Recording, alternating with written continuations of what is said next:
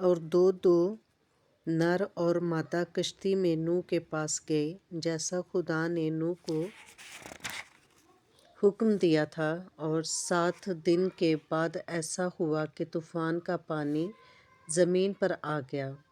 نوح کی عمر کا 6واں سال تھا کہ اس کے دوسرے مہینے کی ٹھیک 17ویں تاریخ کو بڑے سمندر کے سب سوتے پھوٹ نکلے اور آسمان کی کھڑکیاں کھل گئیں، اور 40 دن اور 40 رات زمین پر بارش ہوتی رہی۔ اسی روز نوح اور نوح کے بیٹے سم اور حام اور یافت اور نوح کی بیوی اور اس کے بیٹوں کی تینوں بیویاں اور ہر قسم کا جانور اور ہر قسم کا چوپایا اور ہر قسم کا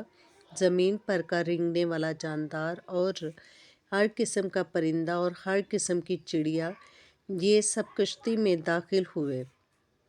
اور جو زندگی کا دم رکھتے ہیں ان میں سے دو کشتی میں نوح کے پاس